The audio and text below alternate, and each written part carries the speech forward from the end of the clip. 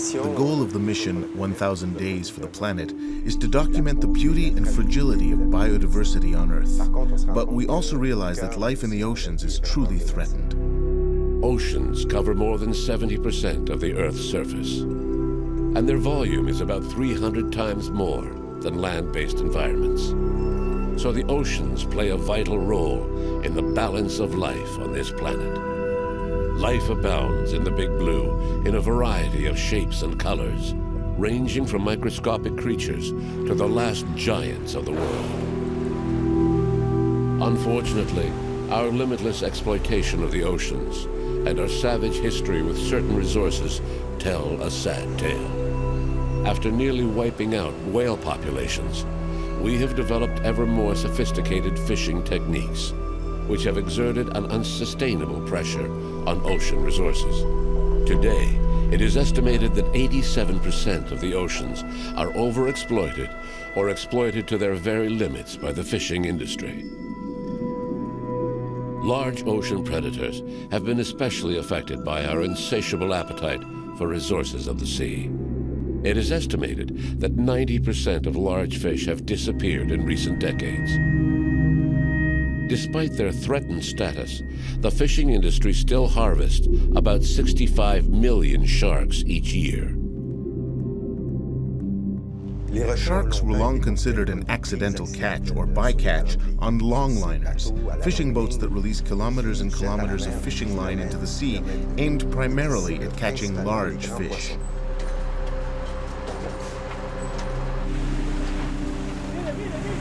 But sharks are no longer a bycatch. Today, they are targeted directly. In the past, there was no market for shark meat, but the recent development of the lucrative Asian market for shark fins has completely changed all that. The consequences for ocean ecosystems are disastrous. There are recent scientific publications that say that, in general, all marine predators have declined 90% in the last 50 years. So, you know, it's not looking good. We've invited scientists aboard the Sedna, people who are passionate about what they do and who have dedicated their lives to saving the ocean's large predators. Biologists Pedro Afonso and Jorge Fontes have joined the Sedna 4 for this expedition. These scientists from the University of the Azores are also skilled fishermen who are able to catch a shark with a line and hooks specially designed not to hurt the animal. They will team up with Randall Arauz, a scientist and activist who has become well known internationally for his campaigns against shark fishermen, especially those who practice shark finning. Our first stop was the Azores, in the middle of the Atlantic. It's a place I love. It's filled with history. It's a sailor's paradise. On the beaches, the docks, even in the bars, you can feel the history and smell the sea. Sailors love to stop at the small port of Horta on Fayal Island. Located on either side of the mid-Atlantic ridge, the Azores archipelago is the result of 20 million years of volcanic activity. The spectacular scenery of the islands, which have emerged only 5 million years ago, continues to evolve and change as a result of volcanoes and the movement of 3 major tectonic plates that meet here. In the oceans, seamounts rise up to the surface, which brings up nutrient-rich waters that feed an impressive diversity of marine life. In seamounts, you typically have upwelling events, that is, deep water that carries nutrients along the slopes of the seamount to surface or at least to depths where the animals can profit from it. Seamounts not only have more biomass or more animals, they have more species, including the top predators that might be travelers of the ocean, but that might stop on particular seamounts because they have the increased productivity which they can profit from. Everybody goes to the seamounts, including men, of course. Many migratory species appear to use these seamounts in some phase of their lives. But only recently have scientists discovered the important role played by seamounts around the world. We could probably try to do that, again, like at 4 One o'clock. of the very first seamounts to be declared worldwide as a marine reserve for scientific purposes, so we can understand the whole process from bottom to top, is the Condor Seamount, which was declared a marine reserve about 3 years ago. And this is just outside our door, which is a fantastic opportunity for all of us, scientists, fishermen, and managers, to understand how these seamounts work so we can better protect them. The volcanic seamounts in the Azores cause nutrient-rich currents to rise to the surface, which attracts pelagic species such as hammerhead sharks, whose status is precarious and which are increasingly rare in the world's oceans. Hammerhead sharks are among the most endangered sharks. All pelagic sharks are reduced 90% during the last 50 years, but hammerheads are down 98, 99% in certain areas of the world. So they need a lot of help. The crew of the Sedna 4 hopes to install satellite tags on young hammerhead sharks that seem to use some areas of the Azores as a nursery. Hammerheads are naturally less abundant because they produce much less offspring to start with.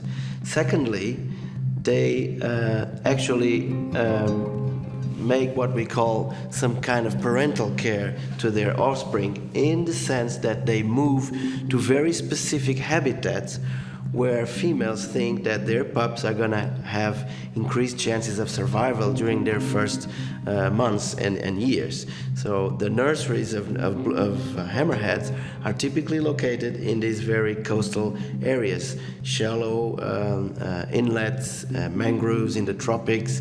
In the particular case of this hammerhead species, the smooth hammerhead, we think that oceanic islands such as the Azores might play a crucial role as nursery habitats for the North Atlantic population of this species. In places like the Azores, there has been no historical fishing pressure on hammerhead populations locally, and this continues to be the case, fortunately. However, the adults which live an oceanic lifestyle are also attracted to the longlines, the industrial longline, in open water, and they are indeed a bycatch, a typical bycatch of this fishery.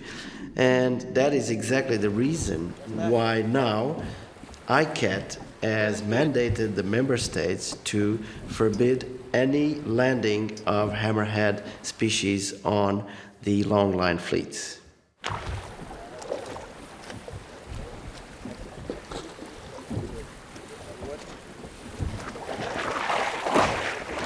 There is an era of research on marine ecology and behavior before the advent of electronic tagging, and another one after the advent of electronic tagging.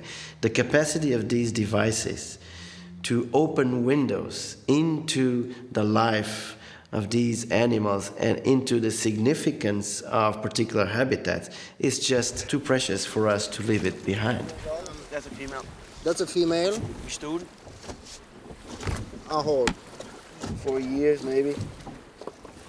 Well, We think this site is a nursery, so we're going to attach an acoustic transmitter to this female so that we can find out whether she comes back next year.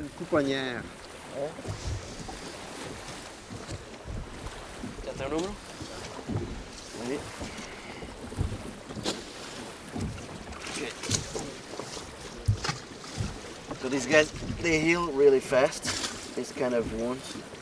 Yeah. Not having this.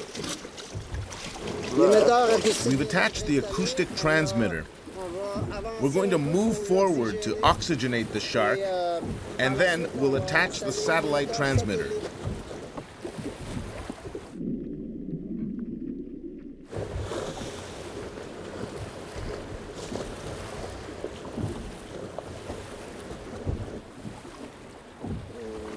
You got it? ¿Ya tienes el número de marca?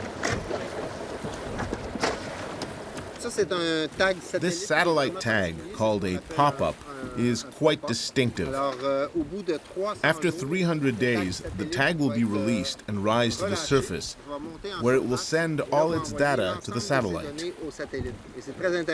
This will provide detailed and accurate information about the shark's dives and how deep it went. And if it traveled any long distances during these 300 days, we'll learn that too.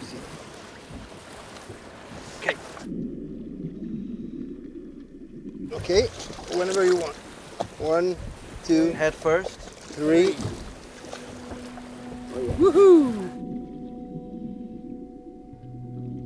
Without knowing it, this female will be providing scientists with vital data. They'll use it to learn more about her movements and eventually to help put protective measures in place for this extremely threatened species.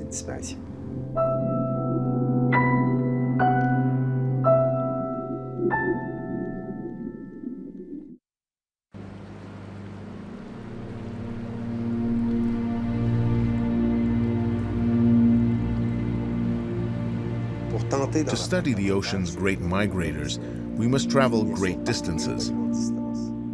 With the same team of biologists, we're headed for Cocos Island off the Pacific coast of Costa Rica. Cocos Island is a paradise for both biologists and divers who come here from around the world. The marine biodiversity here is exceptional, and it's known for its abundant shark population. The sharks of Cocos Island migrate between Cocos, Galapagos, and Malpelo, Colombia. So it's really a shared population. This is very important because, of course, we can protect the sharks in Cocos Island as much as we want, but then they're going to go to other islands and they must be protected there as well. And also, let's say all 3 countries get together and say, okay, we have to protect them more when they're on these 3 islands, but what about when they're migrating in between? So we need the information now on when are the times where the sharks are migrating so that we can design, of course, the corridors.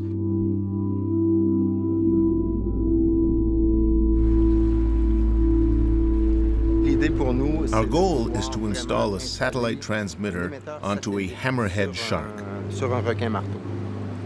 If we're successful, we'll gain a much better understanding of where these sharks go, and we'll be able to suggest protection measures.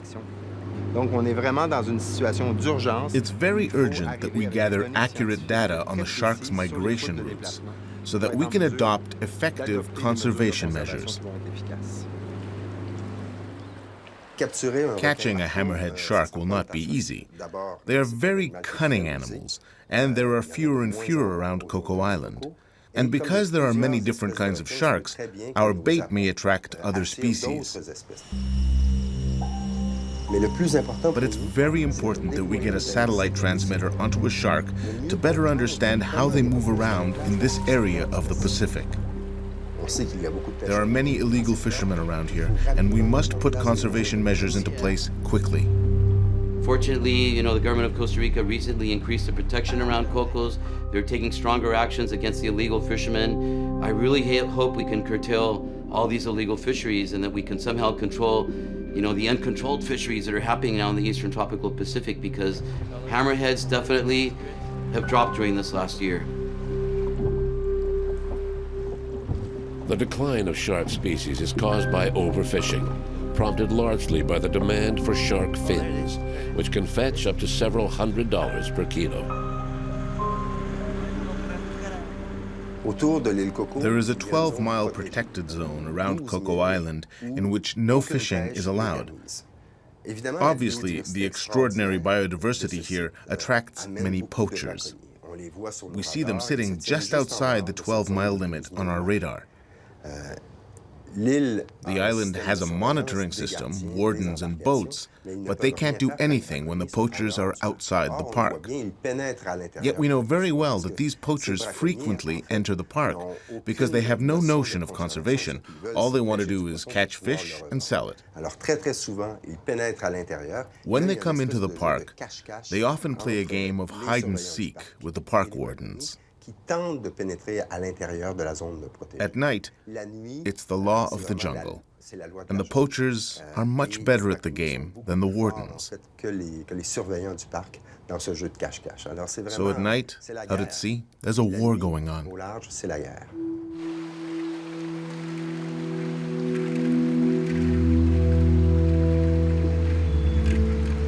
On the island, the evidence of poaching is striking. You see it everywhere. For example, this bridge across a small river was made from fishing buoys seized by park wardens. The director of Cocos Island National Park agreed to talk to us about this serious situation. This is where we store all the fishing gear. We can see here a number of different kinds of buoys. Do you see how many of them are painted? They do this to make them almost invisible and difficult for us to spot.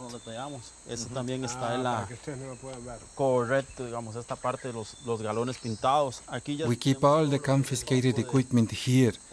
As you can see, there is a lot. It's a big problem because it's all equipment that was set up in protected areas. We manage all of this as garbage. This here is the gear typically used by longliners. These are the lines and hooks used to catch shark. You know that the Cocos Island is also known as Shark's Island. Even our emblem is a hammerhead shark, and they are now an endangered species. Son especies que están viéndose amenazadas. There are pressure zones that are between 8 and 10 miles from the coast. The fishermen know when we're coming and sail off. So by the time we reach the point where we first spotted them on radar, they're gone. And that's where we find all this fishing gear. Sometimes they've even had enough time to cut or retrieve their lines by then. Es decir, ellos en el lapso que tratamos nosotros de llegar hasta ellos, ellos recogieron lo más rápido. Y nosotros decimos que los pescadores. We say that fishermen are like sly hunters, an exotic species introduced into an environment into which they don't belong. And even though it's a big ocean, the ecosystem around the island is especially rich. La riqueza está ahí donde están los animales, sí, pero nosotros no podemos tener. We can't keep the fish in cages to protect them. Cercados, ¿verdad? Encerrados.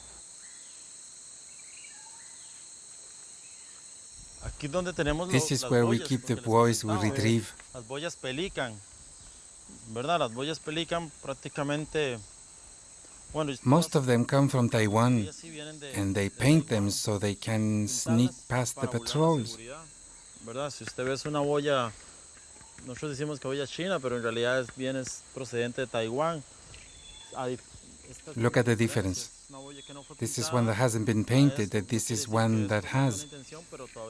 With the painted ones especially, we can clearly see the intention behind them, to harm the protected area by fishing shark and tuna.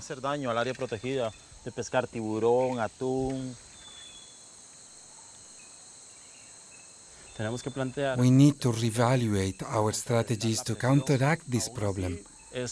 We're not here just to patrol and protect. We need to take it further and work on reforming our fisheries and navigation laws. Necesitamos una ley de navegación y es un lugar con mucha vida marina. This is a magnificent place with a wealth of marine life worth protecting. That is the least we can do with what we have. We must quickly develop new protection measures here in the island and at a national level to protect the resources.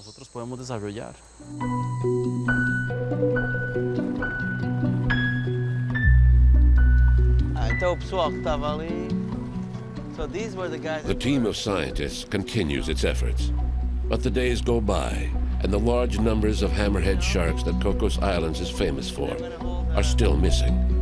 The team decides to change the protocol. At this point, any species will do. The scientists must absolutely catch a shark for their research.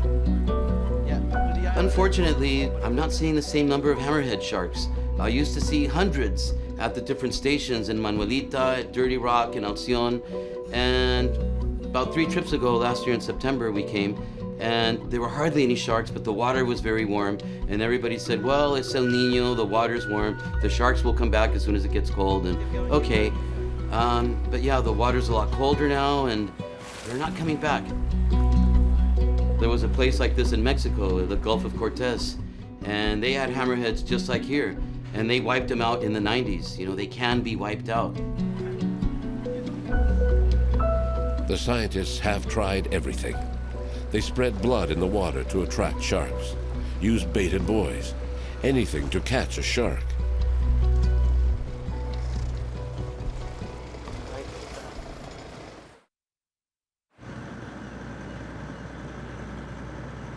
One particular night was extremely frustrating. We were trying to catch a shark for science, and yet on our radar we saw poachers coming into the park and setting their lines. And they probably had a better chance of catching a shark than we did. There was nothing we could do except alert the wardens. They said they would try to stop them, but we knew very well that their chances of catching the poachers were slim. So we have a boat. You see the boat there? At what distance? 12 miles. It's about 12 miles away. It's about 12 miles away. It's leaving the Cocos Island National Park limits. Are you heading right out to look for them? Yes, we're going straight there. Earlier, this boat came within 3 miles of ours. Clearly, it was completely inside the park boundary, so the fishing equipment could be just about anywhere. What they do is cast their lines, then leave the park limits. What they do is cast their lines and then leave the park limits. They'll remain outside at the 12-mile limit, where they cannot be caught. An important point to explain in all of this is that if we reach them, we will most likely find fishing gear. But unless it's connected to the boat, we cannot prove that it belongs to them. The fishermen see us patrolling because they have radars like ours. And as soon as we start off towards them, they move further away. And so we can retrieve and confiscate the equipment. But unless the boat is right there, there is no way to prove anything. So,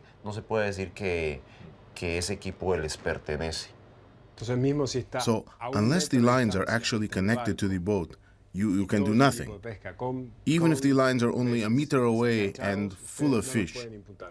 Exactly.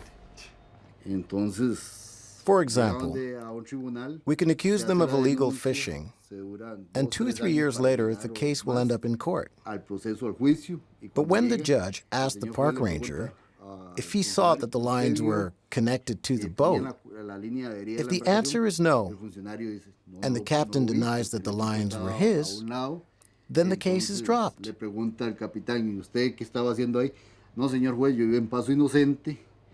This is one of the biggest problems we face here in the Cocos Island National Park.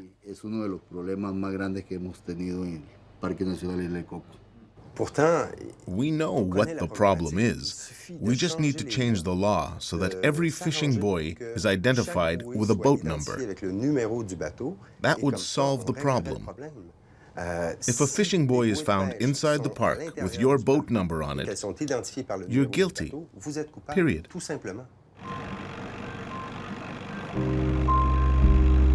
Along the coast, measures to protect berthing areas are not much better. The team joins another group of scientists in Golfito Bay, in Costa Rica. The Tiburon mission team is studying the life cycle of young hammerhead sharks that gather in this bay. The biologists are working directly with some local fishermen to try and provide protection for female hammerhead sharks who give birth in the area.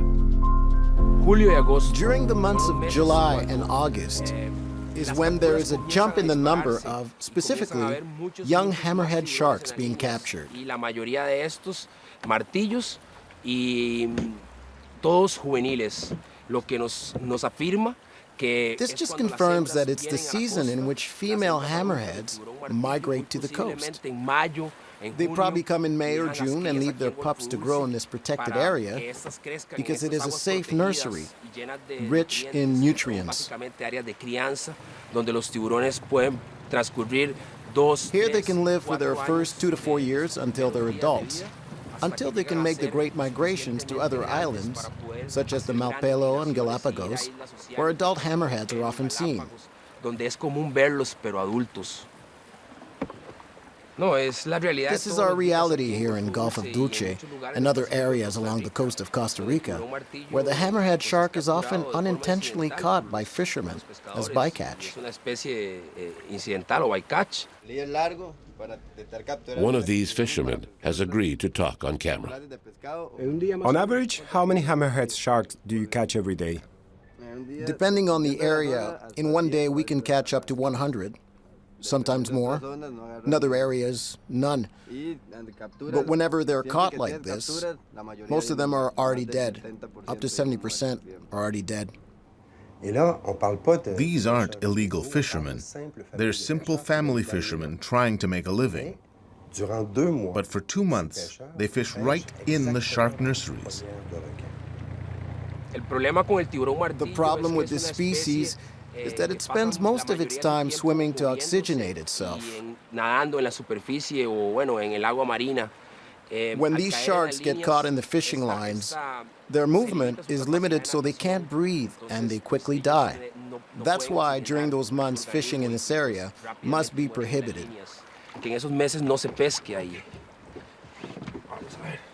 63, 48, Macho. male. Es un recién nacido. It's a newborn. Todavía tiene It la still has the apertura opening from the umbilical cord. 63 It's 63 centimeters in length. Hammerheads are born between 50 and 60 centimeters. That male is 2 weeks to a month old, no more than 2 months.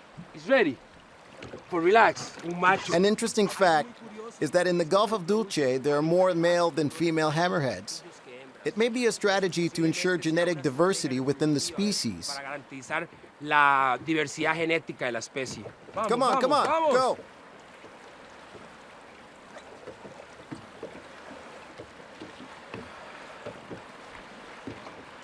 Está golpeada. He's stunned, but he'll recover.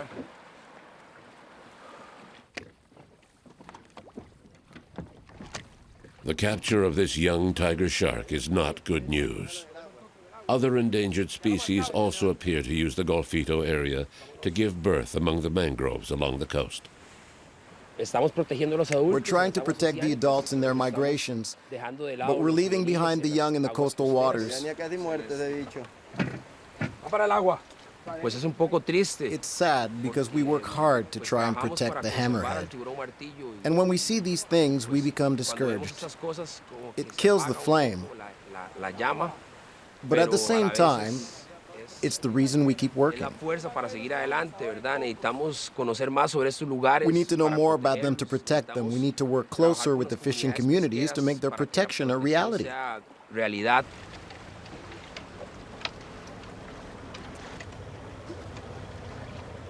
In Puerto Jiménez, there aren't many traditional fishermen, only around 20 to 30 families whose livelihood depend directly on traditional fishing.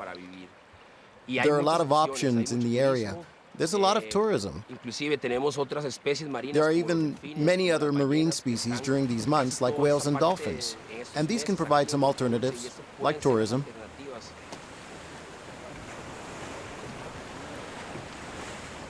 We have to work with the fishermen so they understand that the hammerhead is endangered and that these sharks are worth more alive than dead.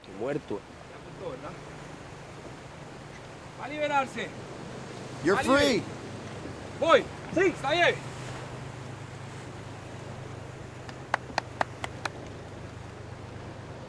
The biologists of Mission Tiburon are doing fantastic work. They raise awareness with young people and fishermen, but it will take more than that. We need laws to protect the sharks' birthing sites and nurseries for these 2 critical months of the year. And we need to find a way to financially compensate the 20 or so fishing families during this period. It shouldn't be that hard.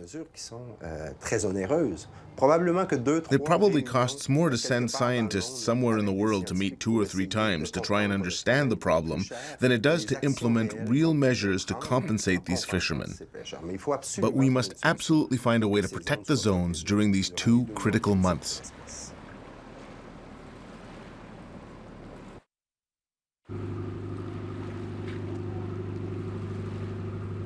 The conservation problems in our oceans are caused mainly by overfishing. Governments know it, and scientists have been saying it for years. Even worse, scientists are saying that we have maybe 40 or 50 years to change our ways, or fish stocks will collapse. So if the overfishing problem isn't solved early in this century, there will be no more fishing at all by the end of the century.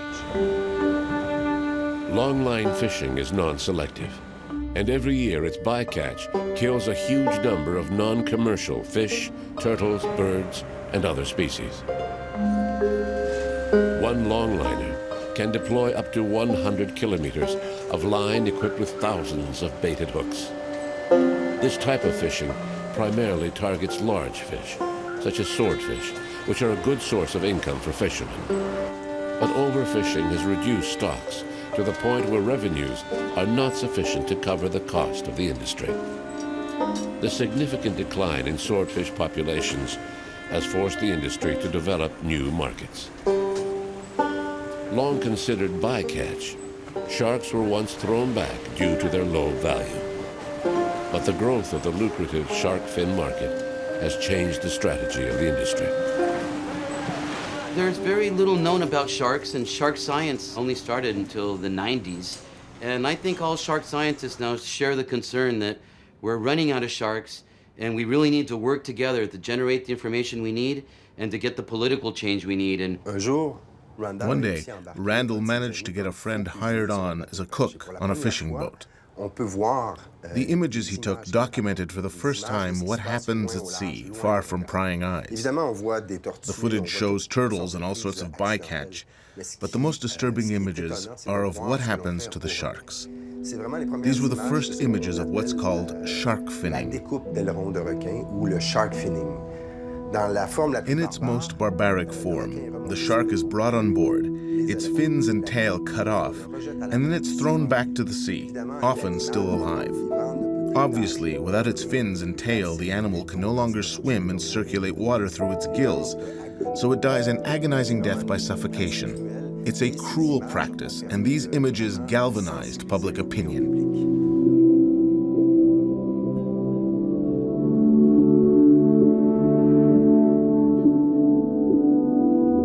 First of all, it's a cruel, painful death for these magnificent animals. From a more technical point of view, it's unsustainable. They're wiping out marine biodiversity so that a culture on the other side of the world can have their shark fin soup. These images of shark finning helped raise public awareness, and some countries now ban the practice. But this has not stopped shark fishing altogether. What happened is that a new market has been created. Many countries now require fishermen to keep the shark carcasses. In a way, by creating a market for shark meat, we have legalized a once condemned practice, but nothing has really changed. We're putting even more pressure on shark populations. The way fisheries are controlled out here in the open sea, it's no man's land. It's everyone take all. Everything is for free. And that isn't changing yet. And I think that is something that many countries have to work on. The United States, the Economic Union, Australia, which is a big fishing nation. And, we need to get together and change the way fishery policy is established. We have a very interesting relationship with the government of Costa Rica. However, we have a very bad relationship with the Costa Rican Fisheries Institute. The Fishery Institute is an autonomous institute, which means it's not part of the central government. And since it's autonomous, they are not ruled by the president. They are ruled by a board of directors. And guess who's on the board of directors? Shark finners, shrimp trawlers, tuna purse seiners. So they're all there not to establish public policy.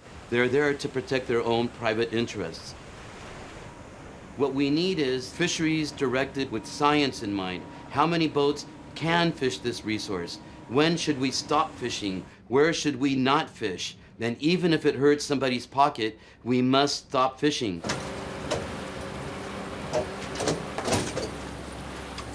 The fishing fleets have grown in the past decades dependent on subsidies from governments. That is, the real cost involved in sending a fishing vessel out there with all the costs in fuel, in gear, in paying the crewmen, etc., is just not overturned by the real profit that the catch is going to make in the market. And the only reason why that fleet or that particular vessel is doing its everyday fishing is because it gets subsidies from all of us taxpayers to lower the cost of those items.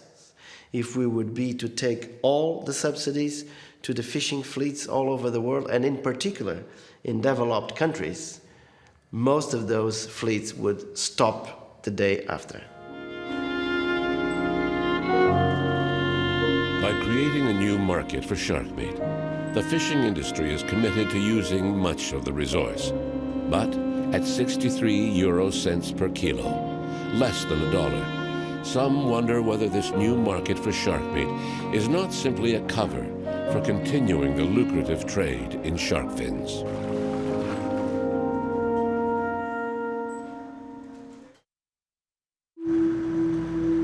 The effort to catch a shark off Cocos Islands continues. Time is passing, and the scientists are redoubling their efforts. Pedro and George have been working day and night. There's no question of giving up.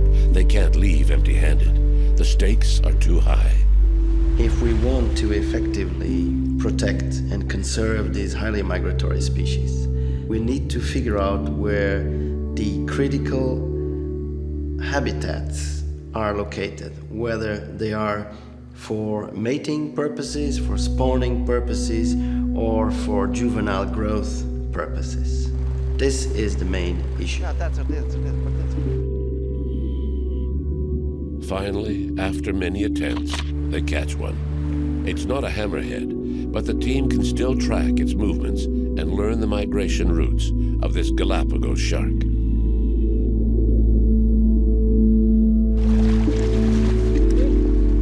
Vertebrates in general have this thing called the tonic immobility reflex, which basically is when you're turned upside down, you become numb. And they get really amenable to work with. And we think that they also get a decreased pain function. We do that to promote natural anesthesia.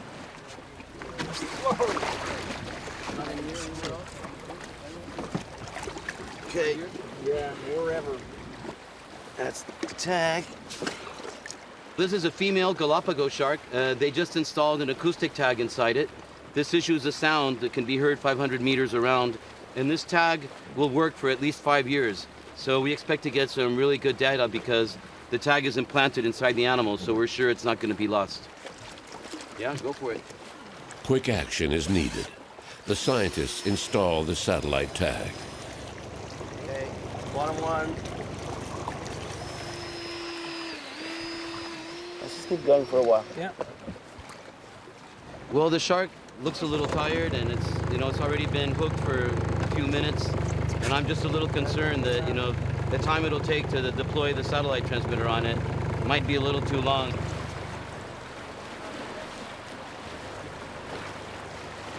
It is very invasive, but then at the same time, the information you get out of a single animal is so valuable compared to using other type of tags. But on the other hand, it's very invasive, and yeah, you have to act fast.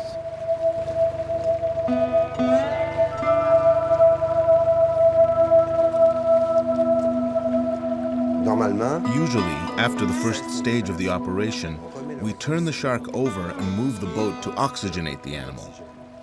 This revives it from its comatose state. But this shark wasn't reacting.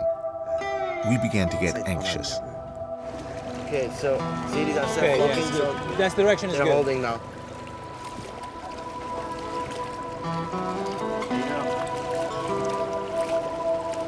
Yeah, and then you pull it in, yeah?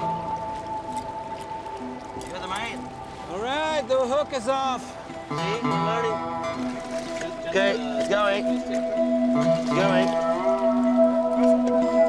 Oh, yeah.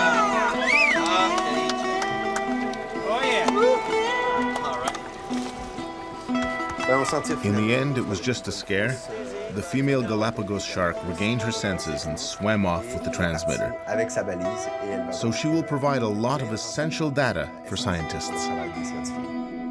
In the days that follow, divers managed to install acoustic transmitters on other shark species, including one of the few hammerhead sharks spotted around Cocos Island.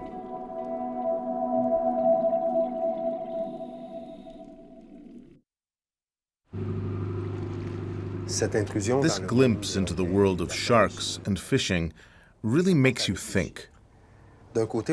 Scientists have identified most of the problems, and solutions do exist. But if we want to save these threatened species, what's missing is a willingness to implement those solutions. This will probably mean making sacrifices and changing our consumption habits so we can change the model and build a different relationship with the oceans. If we want to preserve what remains of our oceans, we'll have to pay the price for our past abuses.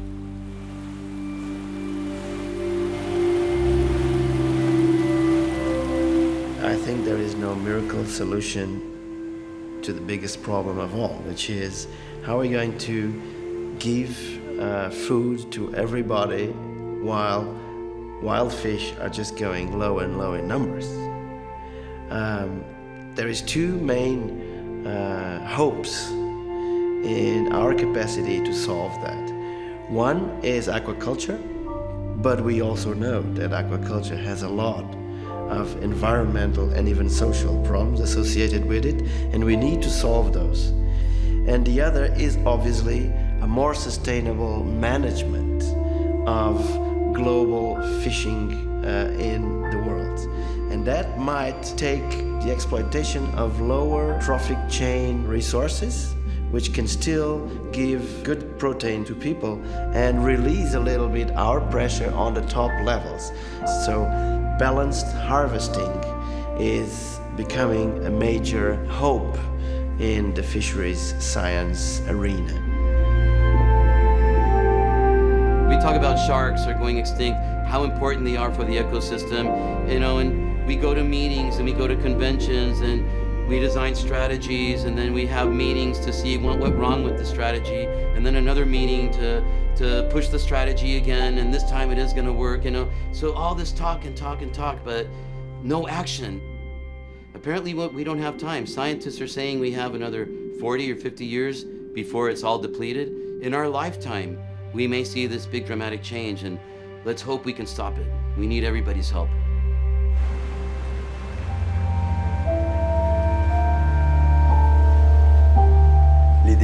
There are serious conservation challenges, but I'm optimistic.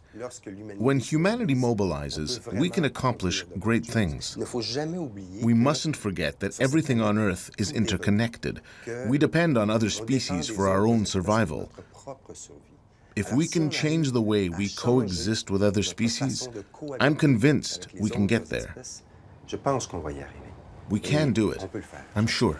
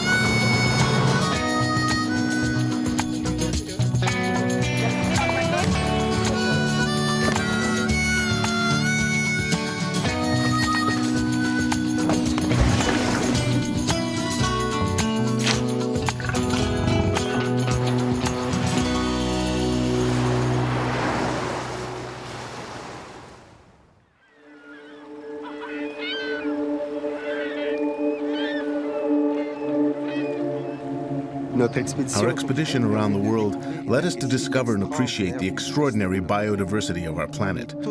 Of all the species encountered during our travels, there is one that particularly impressed us, an animal that looks like a siren, and that has been the source of many legends over time, a creature that continues to fascinate mankind. This creature is the manatee.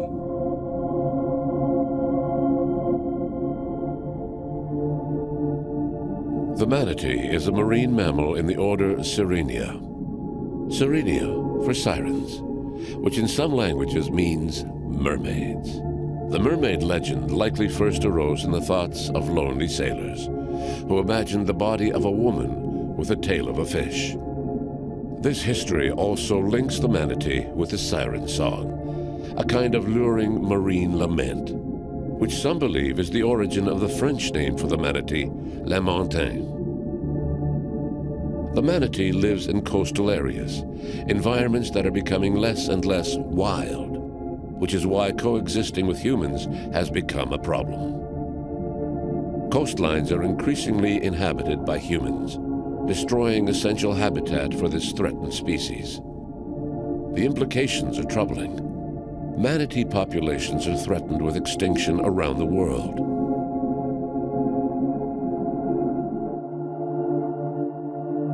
Located south of Mexico and east of Guatemala, Belize is home to a population of manatees that use the country's bays and lagoons as essential habitat.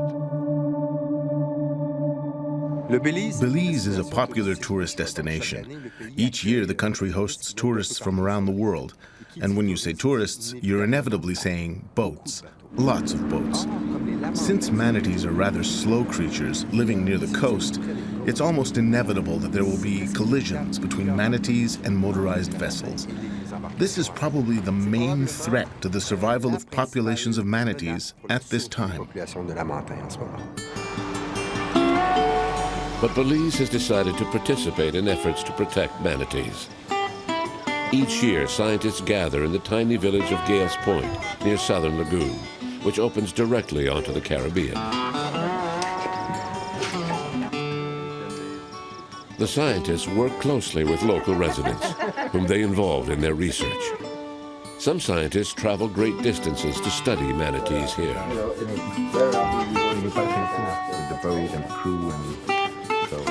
Biologist James Buddy Powell is in charge of the research, and he has worked with veterinarian Bob Bundy for decades. It's going to be a good day to go out and catch some manatees today.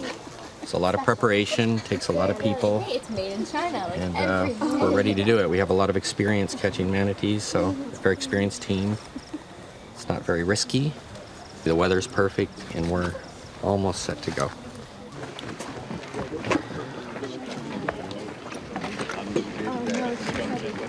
Let's take the poles and move them up to the...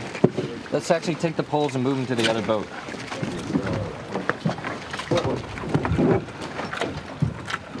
This is Southern Lagoon, lots of manatees here.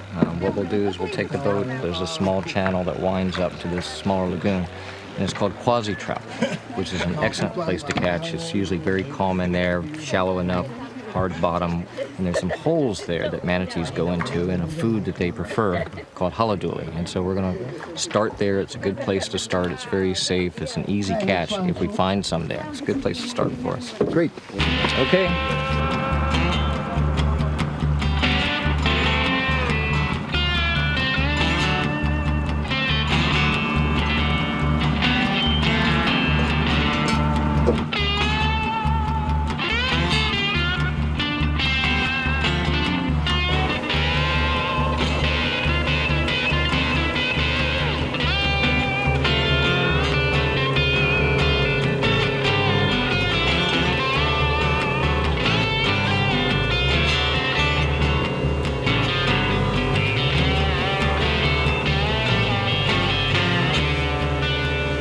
Basically, we're on patrol. All the eyes on the water help us to see the manatee. When the sun's out and it's nice and clear, we can use our polarized glasses and we can see disturbances in the water. We're looking for mud plumes and things that might be associated with manatees foraging, feeding, or cavorting.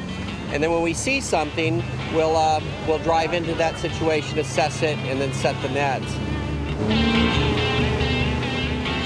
To find a manatee in the turbid waters of the lagoon is a real challenge. You're forced to rely on ripples in the surface of the water to try to figure out where the animal might be. Or you look for some kind of mud cloud in the water, a mud cloud created by the movement of their tail fins. And, if you're lucky, you'll see a small part of its head when it surfaces to breathe. So, it takes a lot of experience, sharp vision, and I must say, a bit of luck. When the team spots a manatee, Buddy quickly begins to circle the animal with his specially designed boat. The net is quickly deployed, and everyone involved, biologists, veterinarians, and local residents, prepare to dive into the lagoon to secure the net. Everyone jumps in the water around the edge of the net to stabilize the net to make sure it doesn't drift. And then once we get all the boat situated and the net situated, we put more people in the water with a small net that we just go in and sort of scoop them out with that small net in principle to bring them into our capture net, which is where we do all the medical work.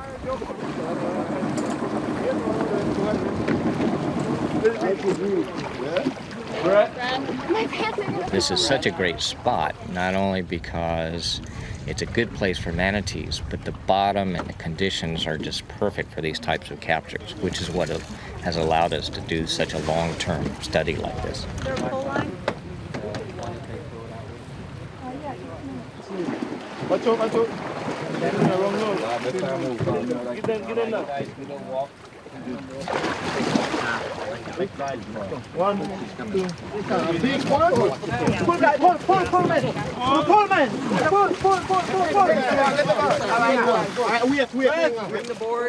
How many places can you go and find yourself next to an animal that weighs 1,000 pounds, kneel down and pat it on the back without getting trampled to death or bitten or speared or whatever? I love manatees. I didn't learn anything that discouraged me not to. In fact, every day I get up, we learn something new.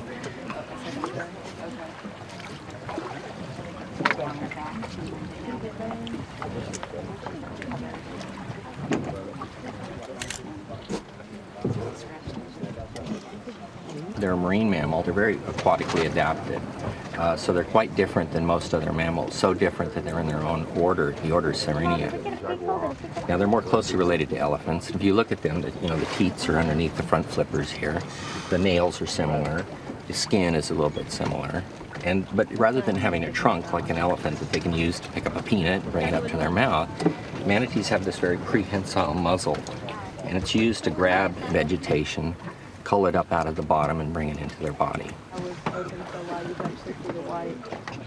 Manatees have these hairs on the body, and we see the vibrissae on the front of their face, which are like a whisker on a dog or a cat.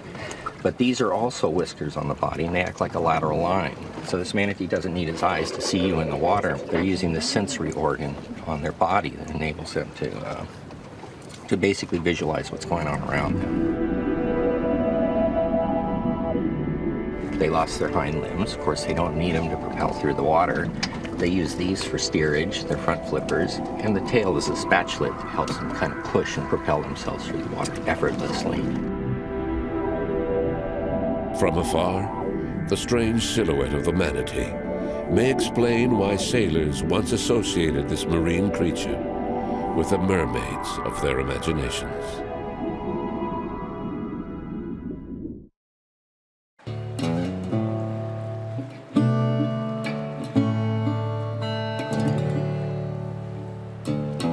Once the manatee is caught and brought on board the research vessel, biologists and veterinarians set about their tasks. And they are truly impressive. They have a very well-established work protocol. It's almost as if we were in a hospital and a dozen doctors gathered round to produce a complete health diagnosis. You just go right here, and you have to kind of feel in the gum. There we go. We just placed a temperature probe between her gum and her last molar, just so we can get a sense of her body temperature, her oral temperature. So if it rises too much, we'll know to keep her cool. Okay. So if she needs to breathe, just over the nostrils.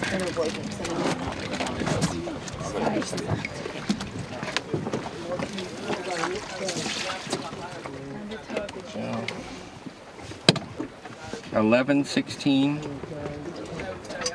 Austin or 1115. We're measuring the subcutaneous fat layers, and that will give us some information about our nutritional condition. It doesn't tell us the condition of the fat per se, but it gives us the thickness of the fat.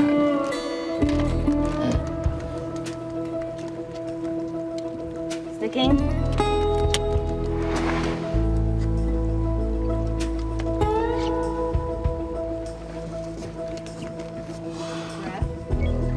Zero, zero. A sort of microchip is implanted under the skin of the animal to facilitate identification. With the aid of this chip, the scientists can then identify each animal by its unique number. So, if a manatee is recaptured, the medical team will be able to monitor their patient over a period of time. It really is medical care applied to animals. Belize certainly has been very proactive in terms of trying to establish protected areas for manatees. By protecting manatees, you're also protecting habitat, and very important productive habitat like coastal estuaries and lagoons. So manatees are known as a flagship species that helps us be able to protect these types of habitats that might be threatened. Before the animal is released, it must be weighed. A delicate operation that requires special care, since the normally docile manatee can sometimes react violently. Okay, we just need...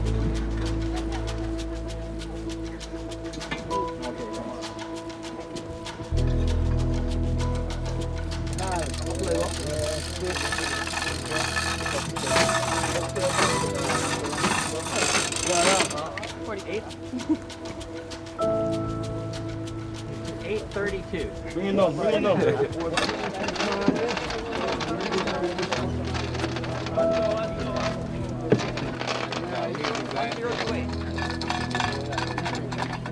Let's go.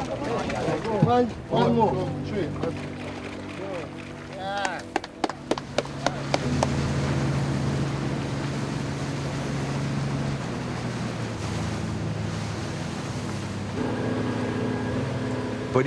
Buddy Powell has been fascinated by manatees since childhood. This Floridian encountered these strange marine creatures at an early age. They lived in the waters surrounding his hometown. The manatees of Florida are probably the best known of their species on the planet.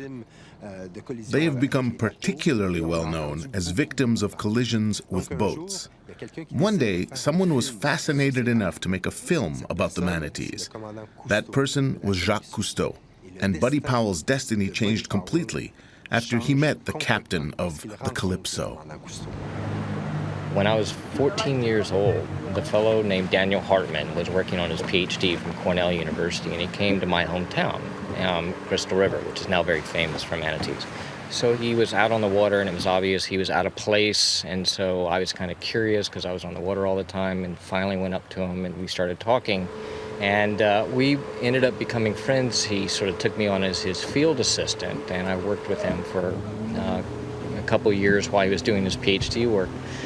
And then a number of years later, he had written an article for National Geographic, and the Cousteaus saw this article and wanted to do the first documentary on manatees. And so he told them, get a hold of this kid in Crystal River, which they did.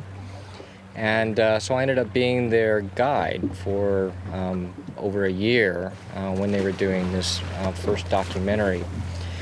And that's really what began the momentum for all the conservation work and protected areas and measures that we have for manatees today.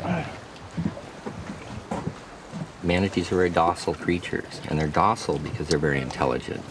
And we use an adage, an elephant never forgets. Well, manatees have to remember. They have to have rote memorization that allows them to go back to a place and find it later. And the training starts when they're very young. The mother trains the baby, and then the baby picks up on that and emulates that. They don't produce a lot of babies, one baby every 2, 3, 4, 5 years. So they invest a lot into making sure that baby has all of the tools it needs to meet the challenges in the environment. If it doesn't, if it falls short, the animal will die. So these animals, to be long-lived, have to invest a lot of effort into the rearing of the young. Pull, man! Pull back!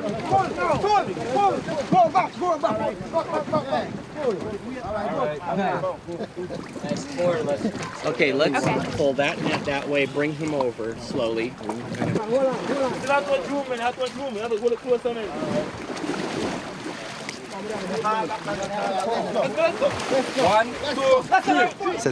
This time it's not one, but two manatees in the research boat. The small vessel is getting a bit crowded, but the biologists and veterinarians have a well-established routine, and it is amazing how efficiently their work is accomplished, particularly impressive when one realizes that their research will serve the scientific community of the entire world. Manatees are great. I think that I am passionate about because it's something unique to my country. Okay, hey guys, we need to roll her a little bit. With Buddy Powell and Bob Bundy and the whole team, it's been wonderful. We've built up this data set like no other for manatees, especially the Antillean subspecies. We're getting information that we can apply for management decisions in this country, and we've been able to take advantage of what they have learned, and we can implement it. So that's a great advantage for us. 60. And you can always do scrub a bigger and then alcohol. We're going to take a tissue biopsy that we use for genetics to tell us the fingerprint of this manatee, basically. And to get that sample, we just use some Novocaine. We apply it with a needle into the skin here.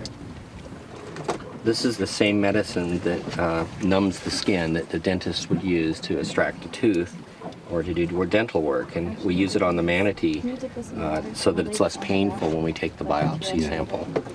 We use it for several things: stable isotopes to look at the food the manatee's been feeding on and what his chemical makeup is, and then we'll use it for genetics in pedigree studies and fingerprinting studies of individuals.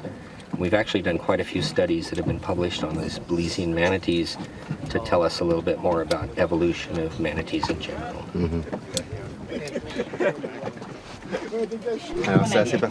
So it's pretty special this morning. Two females, one of whom may be pregnant. And it's really amazing to see how well all the veterinarians and biologists have been trained. They can do a whole series of procedures in about 50 minutes. It's really a well-oiled machine. And it's extraordinary to see how quiet and calm the animals are. Are we ready? Okay, ready?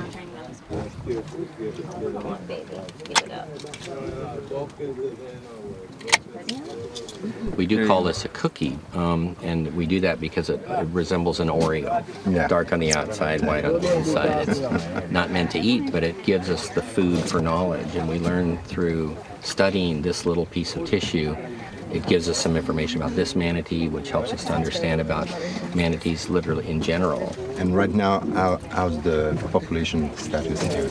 Yeah, well, actually, it's pretty good. You know, they don't have a lot of allelic diversity, so there isn't a lot of variation. A lot of the individuals are similar-like, but maybe they're similar-like for certain reasons, that they perfected this habitat, this environment, and that their DNA is best used and utilized to achieve that.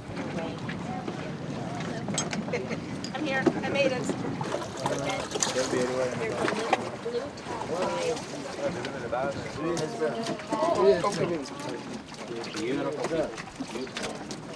Okay, now bring that. Things got a bit out of hand during the weighing.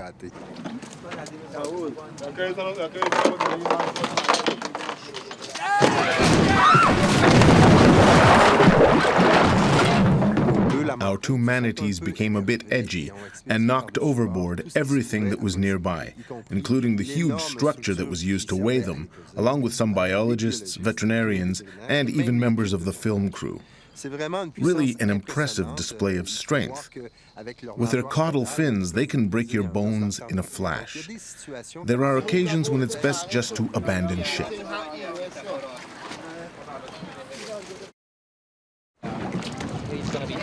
laughing. All up in here. I'd rather his tail be back there. What is surprising is to see how these remarkably calm animals can become so aggravated. They're able to lift their tails approximately 1 or 1.5 meters. This is extraordinary, so it's best not to be too close at such moments. The manatees weigh 1,000 pounds. Because it's so quiet and 4 or 5 people are around, everything looks okay. But as soon as it starts moving, it's not long before everyone's overboard.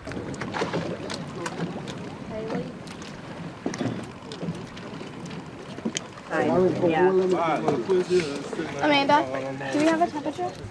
A lot of students come from abroad to gather data, to collect and do analysis in the US in particular, but it's an opportunity for Belizean students as well. And what I'd like to see is more Belizeans getting involved, more Belizeans on the ground, collecting data and using it for advanced degrees, but we haven't been able to capitalize quite as much on that as we'd like to. So that is something that I'd definitely like to push for the future. When we first started the study, or early on, Jamal would show up at our dock at the morning, sort of looking at us. He was about 11 years old, and he kept wanting to get on the boat, but he was too young. We found out later that Jamal, with some of his friends in the village there, that they, instead of playing cowboys and Indians, they'd play Buddy and Bob and take turns on who would get to drive the boat and who would catch the manatees. And so they would pretend that they were circling the manatees. And later on, he was just so enthusiastic. We invited him to come on board as a volunteer, and then just one thing led to another. He was always part of our crew, and he continued every year.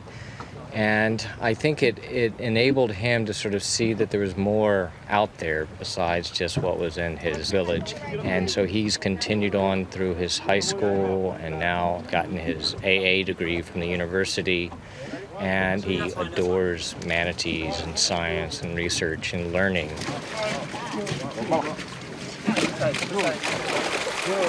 This conservation field, I think, is something that I was born to do.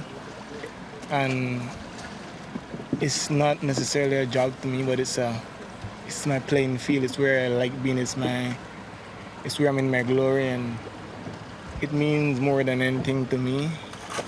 Because this is where my passion is, this is where my heart is.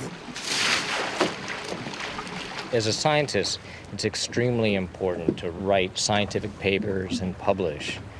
But what's really fulfilling, but also extremely important, is the people you leave there and leave behind and what you can contribute. Just like Daniel Hartman, again, did for me when I was 14 years old. Jamal, a child of the village, grew up and today is living his dream. Acknowledged internationally for his work as a biologist and manatee researcher. Just as Jacques Cousteau once did for a boy in Florida, Buddy Powell. Dreams come true, and careers are forged out of passion and determination.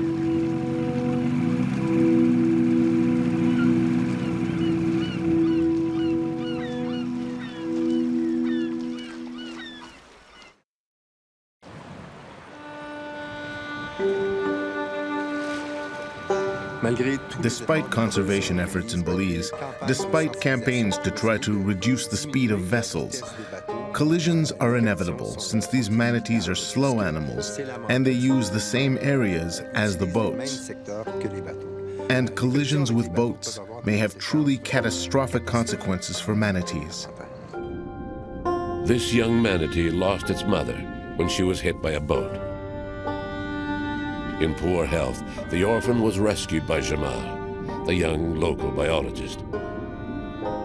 Fortunately, today it is doing better, thanks to the care of a manatee rehabilitation center, Wild Tracks. Wild Tracks is a non-profit organization, and under that we have a number of programs, including the Manatee Rehabilitation Program, that cares for injured and orphaned manatee calves throughout the country, are brought in here when they need care. So our role with that is to raise them up, give them the skills to be able to then survive once they're released back into the wild. When did you start Wild Tracks? The actual overall programs we started in 1990. Back in 99 we started the manatee rehabilitation program as one program under the organization as a whole. And how many manatees did you have since? So far 10. Thankfully not huge numbers, which would be a really bad indication of the status of the wild population, the pressures, but yeah, it's normally 1 or 2 manatees here in care at any one time. And how long are they staying in average? About 2 to 2.5 years. So here we're going to have the crew forming a line. We're going to move him through the gate and catch him on the other side here. So it takes enough people to have going up here, one to make sure he's not in a corner, move him through the gateway, and then we'll guide him into this corner for actually lifting him out. This guy came in very emaciated in February of this year. His condition was critical, so we had to get food in. So he's been nasogastric tube fed, so a feeding tube up the nostril down into the stomach, and stayed on with that. So it's rather invasive, but it is what saved his life. You know, without that, there's just no way we'd have kept him alive.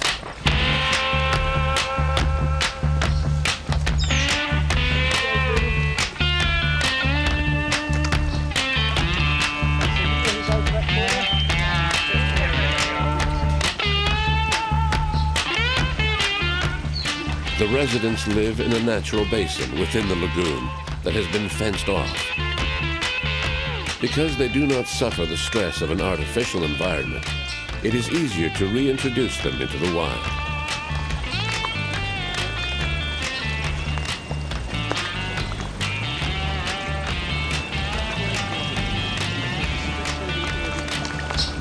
Bring that forward.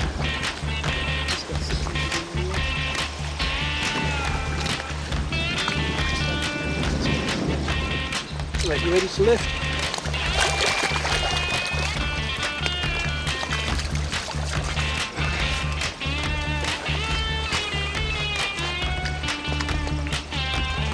This first.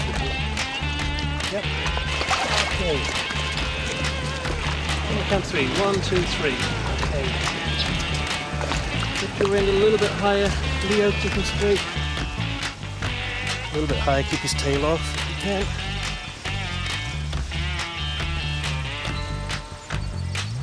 Take him head in and then turn him round.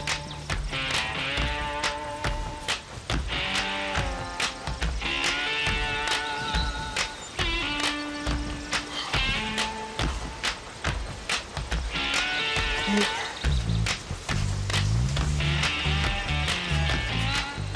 That's good.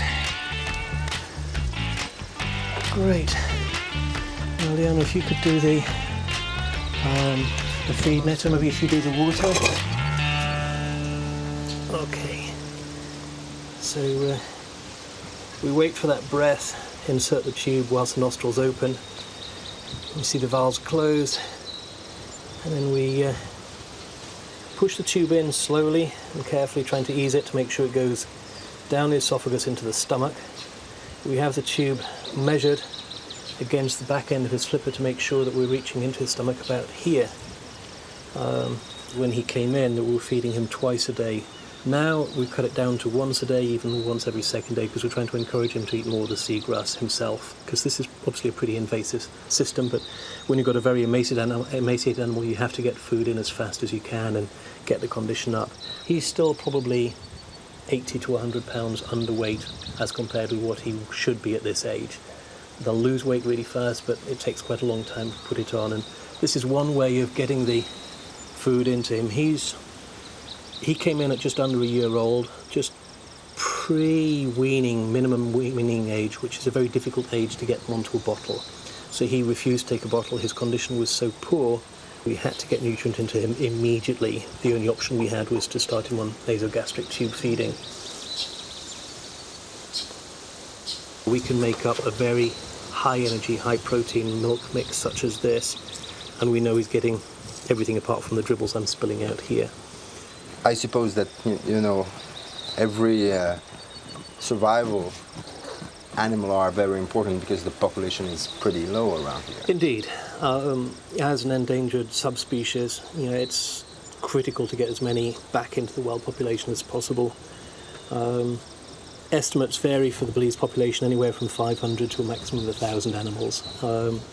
Even if it's 1,000, that's not a very big population, and that's the biggest population of this species in its range. So getting each individual back into the breeding population is clearly a very important task. So she will be happy to go back in the water. Indeed. Yeah, it's always straight down and take that breath of air and done for today. Okay, well, let's move him in.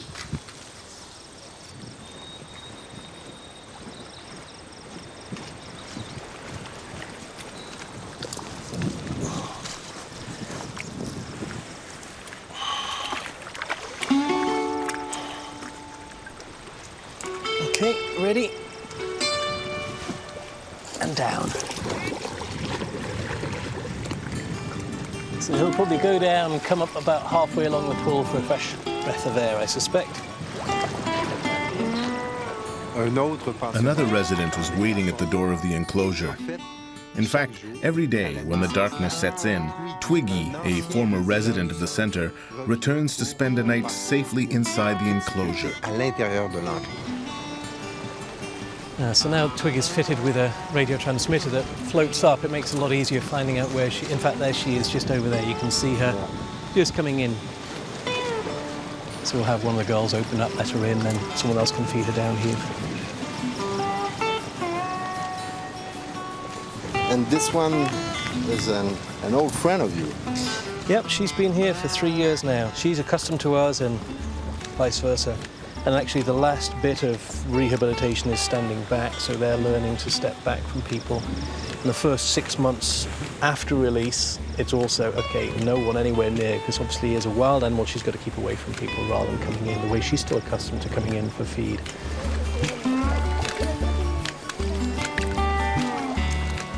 She's been on learning to live out loose for about 18 months now, so one of our assistants from the village started taking her out loose, supervised, taught her how to eat seagrass. He'd actually pick seagrass and eat it himself to show her. Gradually would step back, so instead of being with her, we'd leave her alone for an hour, 2 hours, until now she's let out about 6 o'clock in the morning. She'll go out all day grazing seagrass, and then about 4:30 in the afternoon she's coming back in to have a little banana shake and stay in her sleeping area for the night. So yeah, it's quite a good routine she's got, and we're just gradually extending, taking her further out, letting her explore further out. Now she has a transmitter, so we know where she is, until eventually she'll be going out through the creeks out to the bay itself.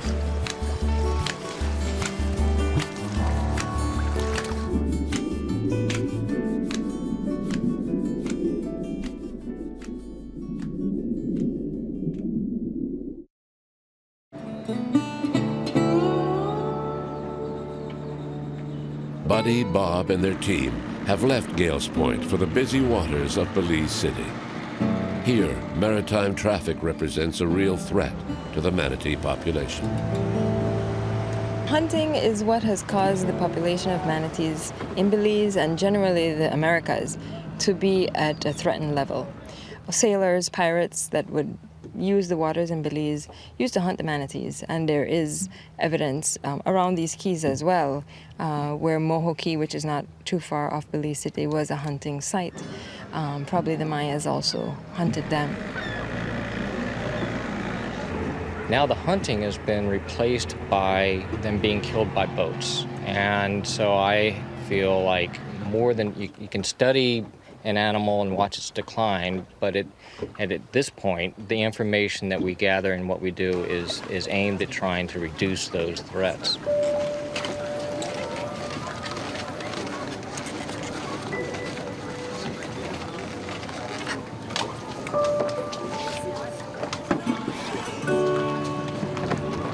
All right, guys, let me assign boats.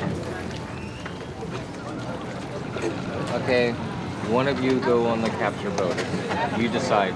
And then the other person can go on the fisheries boat. You're on the capture boat. Trenton, you're swimming. You guys stay where you are. Maureen, you're on the fisheries boat.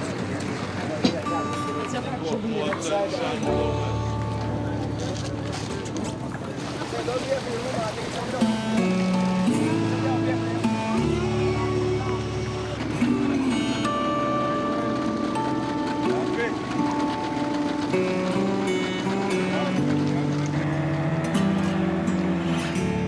get about 20 to 25% of deaths that will be positively identified as being from a watercraft. And we can identify that either from external injuries where the propeller will severely scar the animal where it would open up the animal, or we would open the animal during a necropsy. And when we open it, it looks fine from the outside, but when we open it, we might find a broken rib that has maybe punctured the lung. And the only thing that would cause that would be a boat. So if we were in Florida, this entire coastline would just be condominiums and houses and boats going this way and that way that the manatees would have to contend with. You would never see an animal without one boat strike. One of the reasons we're doing this study in this particular place is that there are boats going into the Belize River. So we were trying to find out through our radio tracking, how often they are moving over towards the river to be in harm's way. And so with that information, then the government of Belize can act by putting up speed zones where it's necessary, where there's the most chance of boat and manatee conflicts, so that they can make sure that at least in those areas, boats are going slowly enough so that not only do they not disturb manatees, but they don't hit them.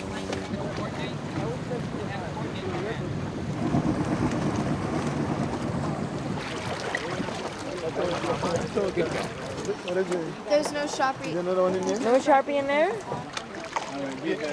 This time, the team hopes to install a satellite transmitter on a manatee to better identify which areas the species uses and eventually to regulate maritime traffic. In the future, if they're not already, these animals are having problems with interactions with humans and boats and those kinds of things. We don't see evidence of a lot of scars like we do in Florida, but eventually we will. Once it's scarred, it's either scarred for life or it's dead. And when we see these scars, they came close to dying, but they survived and persisted. But they're going to carry that scar the rest of their life. Flipper 3 now. Tourism certainly is a wonderful thing for Belize. It's one of our biggest income earners for the country. But we try to make sure that we are informing tour guides in particular where the hot spots where manatees are, that they should be careful when they travel. For instance, the Belize River. That is a very beautiful location in Belize. It is used very heavily by tour boats, and it's also used very heavily by manatees.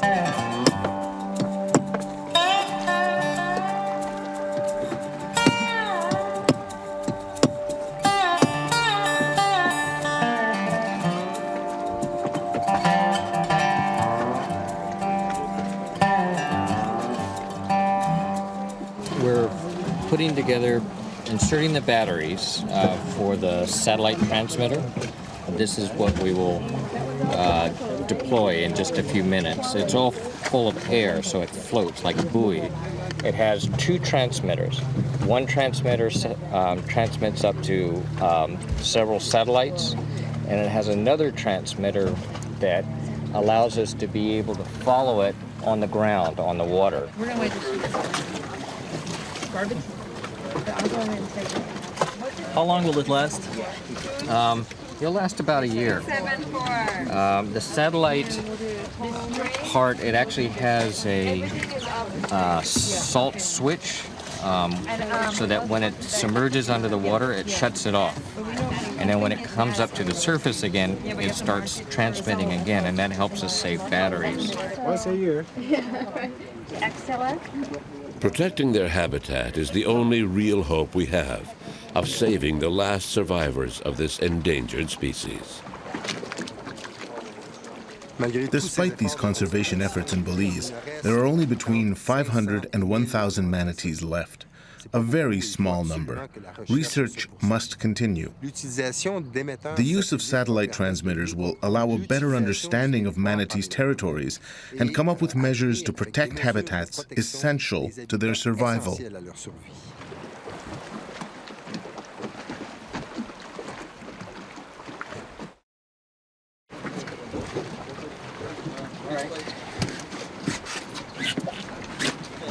one of the things we're trying to find out are where the most important areas are that they go.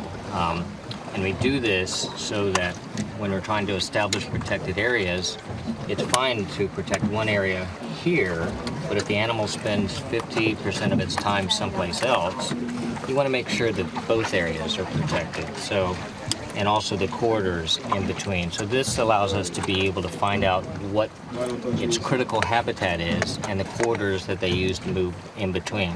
A number of them that we have tagged and with a collaborator in Mexico have come down from Mexico to Belize, to Southern Lagoon, for example, which we think might be an important nursery area.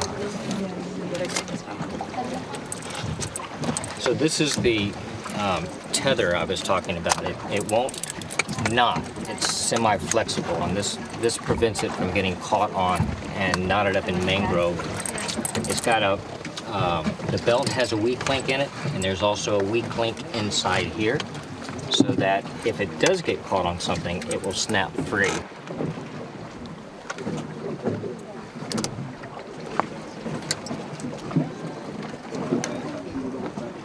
Okay.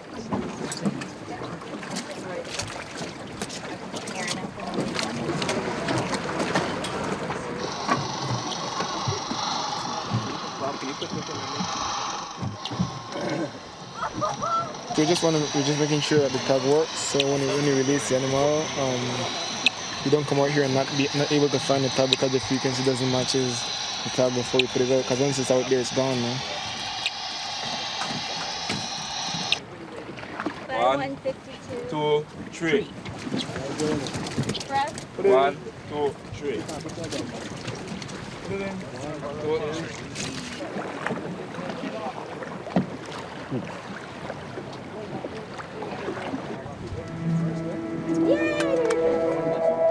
We can figure out the areas that they spend most of their times, and that will give us an idea to better manage the area that they hang out and protect them better.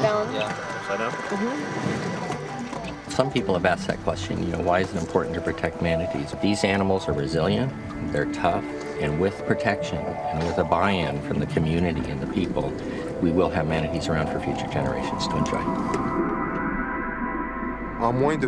Buddy and Bob's team have captured over 20 manatees in under 2 weeks. This population is a model for research around the world, and this fantastic work will help us learn more about it. Manatees are excellent indicators of ocean health, especially in coastal regions. But they face the same threats everywhere: habitat degradation, pollution, and obviously collisions with boats. Fortunately, there are scientists who dedicate their lives to protecting threatened species like the manatee. And the next generation is taking up the torch. Young people like Jamal, or Buddy before him, are passionate about the environment and protecting biodiversity. Dreams and passions often inspire great stories. When young people decide to save a threatened species when they grow up, it inspires hope. Dreams like these can be contagious and inspire others. That's what happened to Buddy years ago, who was inspired by Jacques Cousteau. And now Jamal, from the village of Gales Point, is taking inspiration from new mentors like Buddy and Bob.